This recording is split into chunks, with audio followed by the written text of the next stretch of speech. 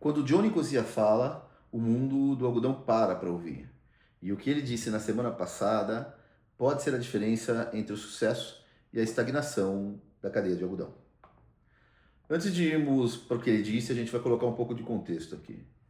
Tudo bem com vocês? Meu nome é Peri Pedro, eu sou consultor independente do mercado de algodão com mais de 23 anos de experiência. E se você trabalha, gosta ou só acompanha o mercado de algodão, esse vídeo vai te ajudar a entender de onde a gente veio, onde nós estamos e para onde vamos no mercado. Mas o que faz do Johnny Cosia, da Dreyfus, uma voz tão influente no mundo de algodão que quando ele fala o mercado inteiro para? Ele tem mais de 4 décadas de experiência, ele tem uma visão única sobre o mercado. Ele acaba de soltar informações que podem mudar os rumos do algodão. E é sobre isso que a gente vai falar hoje. Essa capacidade de visão, ela se conformou há 1 ano e meio no jantar da Associação Internacional do Algodão lá em Singapura. Eu estava lá e ele colocou um gráfico que mostrava o algodão brasileiro, o algodão australiano e que as exportações do algodão brasileiro haviam suplantado os Estados Unidos pela primeira vez naquele ano. Em seguida ele mostrava um gráfico de soja entre Brasil e Estados Unidos e mostrava como o Brasil havia ultrapassado os Estados Unidos há muitos anos e nunca mais voltou atrás. E ele defendia que a mesma coisa ia acontecer com o algodão. A área, a capacidade de expansão e a qualidade de produção dos produtores brasileiros faria com que os Estados Unidos dificilmente voltassem a exportar mais do que o Brasil. Austrália e Brasil juntos foram de 2 para mais de 4 milhões de toneladas exportadas entre as safras 18-19 e 25-26. 25-26 é que está sendo colhida agora no Brasil e plantada nos Estados Unidos. Ou seja, em 7 anos, mais ou menos, a Austrália vai de 800 para 1,6 milhões de toneladas, aumentando 300 mil toneladas. Mas o Brasil vai de 2,1 para 4,2, o que aumenta em 2,1 milhões de toneladas a oferta de algodão no mundo. Isso, nesse ano, por exemplo, é 20% das exportações mundiais. Então, é um aumento significante nas ofertas de algodão.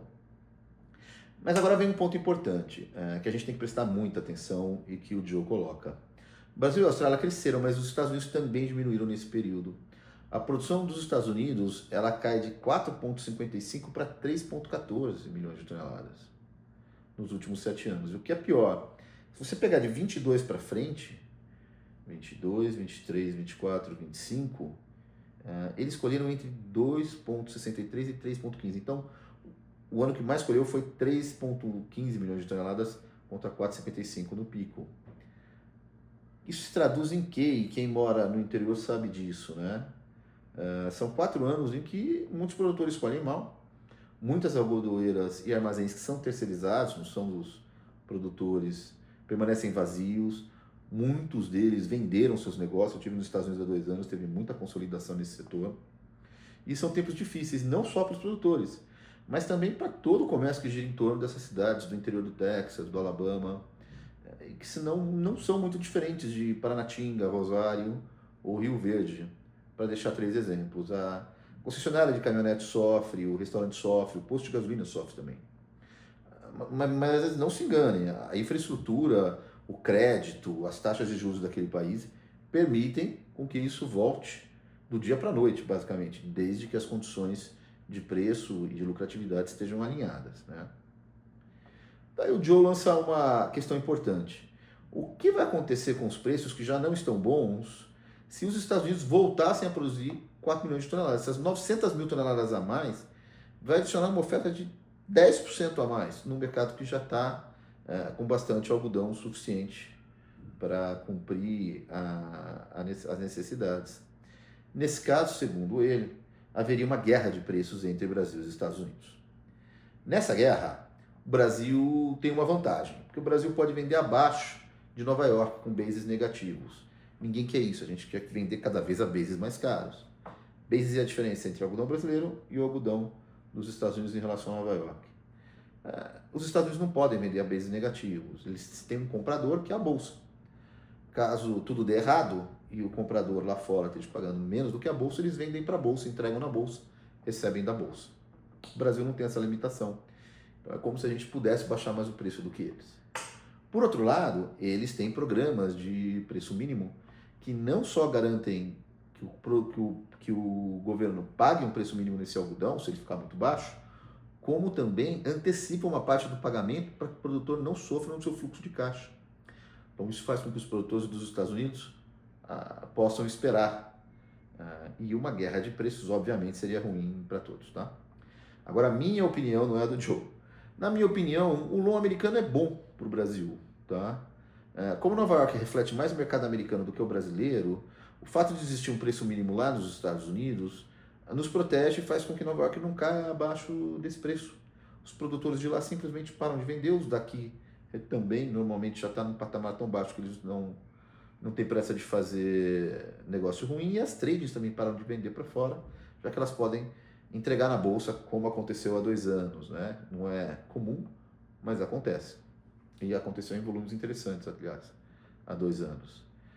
Então, isso faz com que a gente tenha um piso ali, tanto nos Estados Unidos como no Brasil, e nos ajuda a impedir que uma tragédia maior aconteça.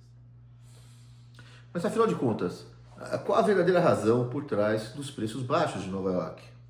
E o mais importante, o que precisamos fazer para acomodar essa produção crescente, reduzir o estoque mundial e voltarmos a ter preços mais justos, não só para o produtor, mas para toda a cadeia que depende dele. Essas questões foram abordadas pelo Joe e a gente vai estar analisando nas próximas partes dos vídeos 2 e 3, em breve nesse canal. Meu nome é Peri Pedro, eu sou um consultor independente do mercado de algodão. E meu objetivo é ajudar produtores, indústrias e prestadores de serviço a navegar por esse mercado complexo, otimizando suas compras, suas vendas, sempre com uma visão clara e sem vieses. Se você quer continuar recebendo esse tipo de análise e tem interesse nesse tipo de vídeo, se inscreva, curta, porque é para o algoritmo saber que é para entregar mais vídeos como esse para você. Se você tiver dúvidas ou quiser sugerir algum assunto para a gente abordar aqui, é só colocar no comentário que a gente vai olhar com carinho. Grande abraço e até a próxima.